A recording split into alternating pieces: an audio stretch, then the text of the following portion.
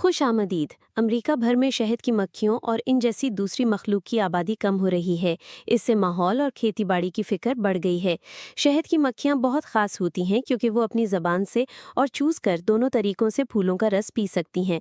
इन मक्खियों को एक किस्म के कीड़े से खतरा है जो इनको और इनके बच्चों को बीमार कर देते हैं। मक्खियों की इस कमी को पूरा करने के लिए नई टेक्नोलॉजी इस्तेमाल की जा रही है, जैसे कि ऐसे छत्ते जो खुद मक्खियों की सेहत का ख्याल रखते हैं और ज़रूरत पड़ने पर उनका इलाज भी करते हैं। लेकिन एक अहम लेबोरेटरी के बंद होने का भी खतरा है जो मक्खियों को बचाने पर काम कर रही थी। इन बातों से पता चलता है कि माहौल का तवाज़ुन और हमारी खुराक की हिफाजत के लिए इन मक्खियों की सेहत का ख्याल रखना बहुत ज़रूरी है। चीन के गुइजो सूबे में बहुत तेज़ मानसून बारिशों की वजह से कई दहाइयों की सबसे शदीद सैलाब की सूरत हाल पैदा हो गई है। दरियाए दोलियों का पानी रिकॉर्ड सतह पर पहुंच गया है, जो मामूल से तकरीबन 11 मीटर बुलंद है। 18 जून से शुरू होने वाली बारिशों की वजह से पानी की सतह गुज़श्ता 30 सालों में सबसे बुलंद है। एक नई तहकीक ने इस पुराने ख्याल को चैलेंज किया है कि मलिका हटशिपसूट के मुजस्समों को उनके सौतेले बेटे थुटमोस सोम ने इंतकामन तोड़ा था। माहिरीन ने पुरानी खुदाई के रिकॉर्ड को दोबारा देखा और पाया कि 3,500 साल पुराने बहुत से मुजस्समों को जोड़ों से तोड़ा गया था, जैसे गर्दन, घुटने और टखने, जबकि कई चेहरे महफूज थे। ये तरीका मर्द फिरौनों के मुजस्समों की रूहानी ताकत को ख़त्म करने के लिए भी इस्तेमाल होता था। इससे ये पता चलता है कि मुजस्समों को तोड़ना एक मजहबी रस्म का हिस्सा था, न कि किसी औरत हुक्मरान की याद मिटाने की कोशिश। अगरचे थुटमोसम ने यादगारों से हटशिपसूट का नाम हटाने का हुक्म दिया था, लेकिन इसकी वजह मजहबी उसूल, चीज़ों का दोबारा इस्तेमाल और सियासत हो सकती है, न कि सिर्फ दुश्मनी या सिनफी इम्तियाज़।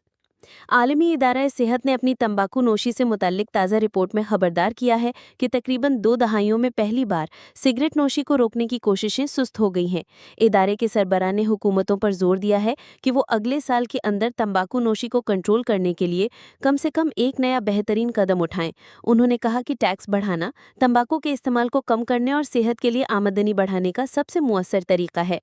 माहिरीन की एक बैनुल-अक़वामी टीम ने अंदाज़ा लगाया है कि 22 दिसंबर 2032 को एक सैयारचा, जिसका नाम 2024 YR4 है, इसके चांद से टकराने का 4.3% इम्कान है। ये नया अंदाज़ा जेम्स वेब स्पेस टेलीस्कोप के मुशाहिदात पर मबनी है। पहले इसका इम्कान 3.8% था।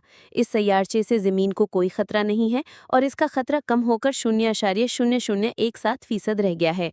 नासा ने स्पेस एक्स और एक्सियम स्पेस को बैनुल-अक़वामी खलाई स्टेशन के लिए एक निजी मिशन भेजने की हतमी मंजूरी दी है। ये मिशन 25 जून बरोज़ बुध को सुबह 2:31 पर रवाना होगा। इस मिशन में एक नया खलाई जहाज़ इस्तेमाल किया जाएगा, जिसमें 4 खलाबाज सवार होंगे। इस मिशन की कमांड एक तजर्बाकार खातून पेगी वित्सन करेंगी।